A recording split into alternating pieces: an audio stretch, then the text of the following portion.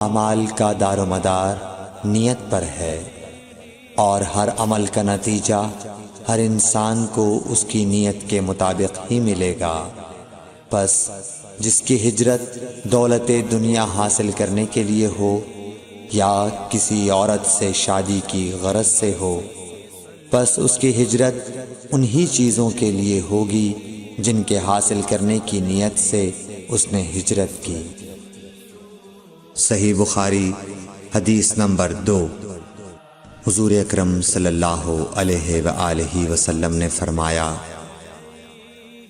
کہ وحی نازل ہوتے وقت کبھی مجھ کو گھنٹی کی سی آواز محسوس ہوتی ہے، اور وحی کی یہ کیفیت مجھ پر بہت شاخ گزرتی ہے۔ جب یہ کیفیت ختم ہوتی ہے تو میرے دل و دماغ پر اس فرشتے کے ذریعے نازل شدہ وحی محفوظ ہو جاتی ہے، اور کسی وقت ایسا ہوتا ہے کہ فرشتہ بشکل انسان میرے پاس آتا ہے اور مجھ سے کلام کرتا ہے، پس میں اس کا کہا ہوا یاد رکھ لیتا ہوں۔ صحیح بخاری حدیث نمبر 3۔ حضرت صلی اللہ علیہ وآلہ وسلم پر وحی کا ابتدائی دور اچھے سچے پاکیزہ خوابوں سے شروع ہوا۔ آپ خواب میں جو کچھ دیکھتے وہ صبح کی روشنی کی طرح صحیح اور سچا ثابت ہوتا۔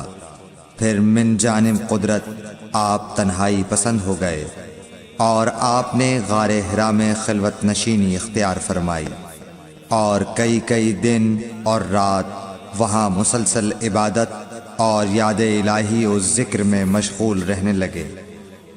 جب تک گھر آنے کو دل نہ چاہتا توشہ ہمراہ لیے ہوئے وہاں رہتے۔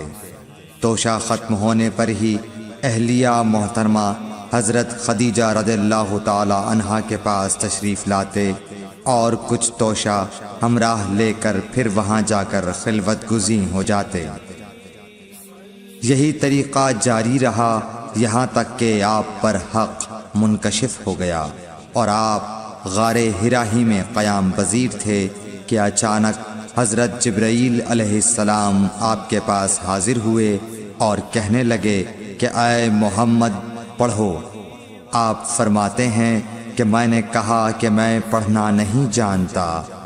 آپ صلی اللہ علیہ وسلم فرماتے ہیں کہ فرشتے نے مجھے پکڑ کر اتنے زور سے بھینچا کہ میری طاقت جواب دے گئی۔ پھر مجھے چھوڑ کر کہا پڑھو۔ میں نے پھر وہی جواب دیا کہ میں پڑھا ہوا نہیں ہوں۔ اس فرشتے نے مجھ کو نہایت ہی زور سے بھینچا کہ مجھ کو سخت تکلیف محسوس ہوئی۔ پھر اس نے کہا کہ پڑھ۔ میں نے کہا میں پڑھا ہوا نہیں ہوں۔ فرشتے نے تیسری بار مجھ کو پکڑا اور تیسری مرتبہ پھر مجھ کو بھینچا، پھر مجھے چھوڑ دیا اور کہنے لگا کہ پڑھو اپنے رب کے نام کی مدد سے جس نے پیدا کیا اور انسان کو خون کی پھٹکی سے بنایا۔ پڑھو اور آپ کا رب بہت ہی مہربانیاں کرنے والا ہے۔ پس یہی آیتیں آپ حضرت جبرائیل علیہ السلام سے سن کر اس حال میں غار حرا سے واپس ہوئے کہ آپ کا دل اس انوکھے واقعے سے کانپ رہا تھا۔ آپ حضرت خدیجہ کے ہاں تشریف لائے اور فرمایا کہ مجھے کمبل اوڑھا دو، مجھے کمبل اوڑھا دو۔ لوگوں نے آپ کو کمبل اوڑھا دیا۔ جب آپ کا ڈر جاتا رہا تو آپ نے اپنی زوجہ محترمہ حضرت خدیجہ رضی اللہ تعالی عنہا کو تفصیل کے ساتھ یہ واقعہ سنایا، اور فرمانے لگے کہ مجھ کو اب اپنی جان کا خوف ہو گیا ہے۔ آپ کی اہلیہ محترمہ حضرت خدیجہ رضی اللہ تعالی عنہا نے آپ کی ڈھارس بندھائی اور کہا کہ آپ کا خیال صحیح نہیں ہے۔ اللہ کی قسم آپ کو اللہ کبھی رسوا نہیں کرے گا۔ آپ تو اخلاق فاضلہ کے مالک ہیں، آپ تو کنبہ پرور ہیں، بے کسوں کا بوجھ اپنے سر پر رکھتے ہیں، مفلسوں کے لیے آپ کماتے ہیں، مہمان نوازی میں آپ بے مثال ہیں، اور مشکل وقت میں آپ امر حق کا ساتھ دیتے ہیں۔ ایسے اوصاف حسنہ والا انسان یوں بے وقت ذلت و خواری کی موت نہیں پا سکتا۔ پھر مزید تسلی کے لیے حضرت خدیجہ رضی اللہ تعالی عنہا آپ کو ورقہ بن نوفل کے پاس لے گئیں، جو ان کے چچا زاد بھائی تھے اور زمانہ جاہلیت میں نصرانی مذہب اختیار کر چکے تھے اور عبرانی زبان کے کاتب تھے۔ چنانچہ انجیل کو بھی حسب منشائے خداوندی عبرانی زبان میں لکھا کرتے تھے۔ انجیل سریانی زبان میں نازل ہوئی تھی، پھر اس کا ترجمہ عبرانی زبان میں ہوا۔ ورقہ اسی کو لکھتے تھے۔ وہ بہت بوڑھے ہو گئے تھے، یہاں تک کہ ان کی بینائی بھی رخصت ہو چکی تھی۔ حضرت خدیجہ رضی اللہ تعالی عنہا نے ان کے سامنے آپ کے حالات بیان کیے اور کہا کہ اے چچا زاد بھائی، اپنے بھتیجے محمد صلی اللہ علیہ وسلم کی زبانی ذرا ان کی کیفیت سن لیجئے۔ وہ بولے کہ بھتیجے، آپ نے جو کچھ دیکھا ہے اس کی تفصیل سناؤ۔ چنانچہ آپ صلی اللہ علیہ وآلہ وسلم نے از اول تا آخر پورا واقعہ سنایا، جسے سن کر ورقہ بے اختیار ہو کر بول اٹھے کہ یہ تو وہی ناموس معزز رازدان فرشتہ ہے جسے اللہ نے حضرت موسیٰ علیہ السلام پر وحی دے کر بھیجا تھا۔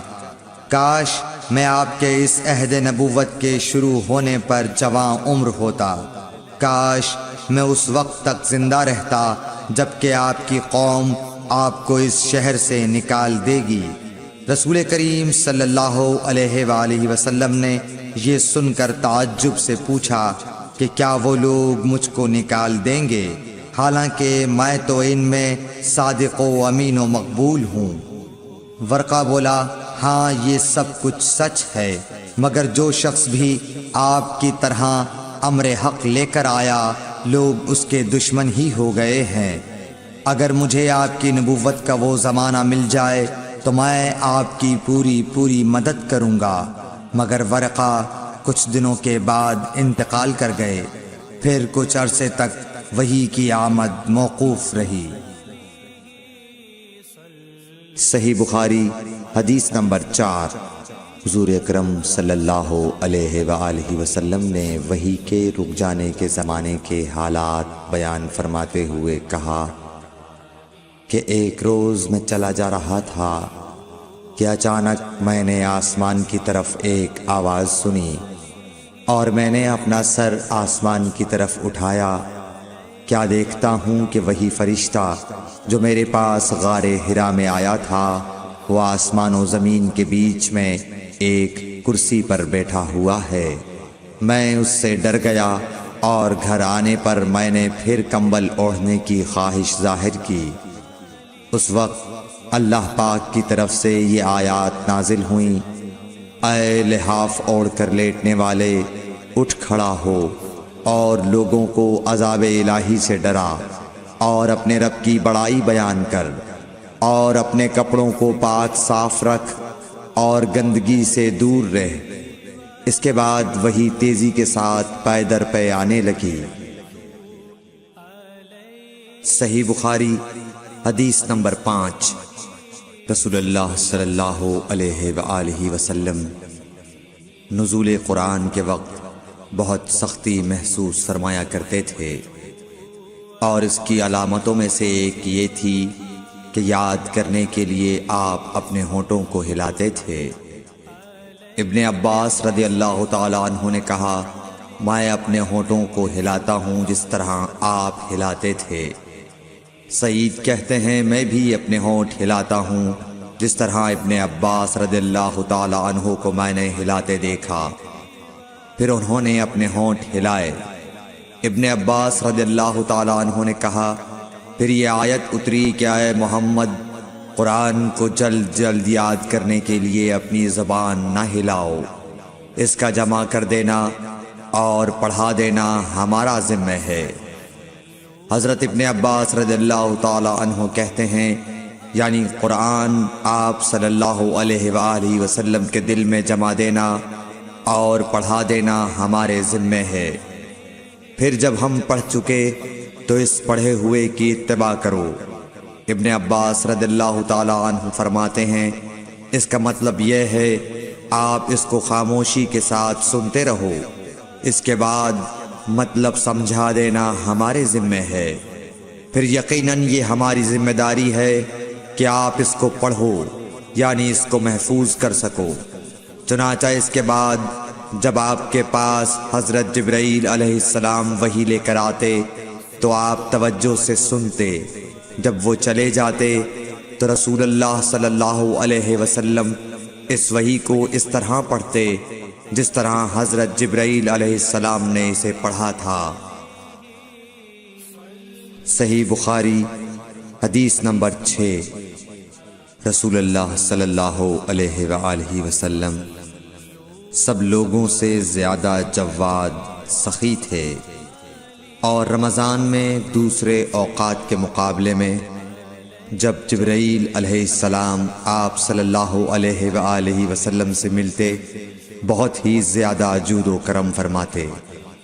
جبرائیل علیہ السلام رمضان کی ہر رات میں آپ صلی اللہ علیہ وآلہ وسلم سے ملاقات کرتے اور آپ کے ساتھ قرآن کا دورہ کرتے۔ غرض حضرت صلی اللہ علیہ وآلہ وسلم لوگوں کو بھلائی پہنچانے میں بارش لانے والی ہوا سے بھی زیادہ جود و کرم فرمایا کرتے تھے۔ صحیح بخاری حدیث نمبر 7۔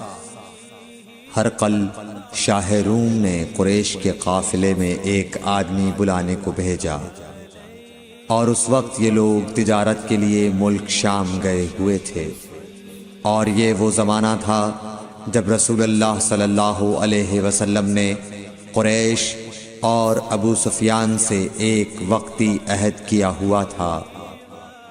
جب ابو سفیان اور دوسرے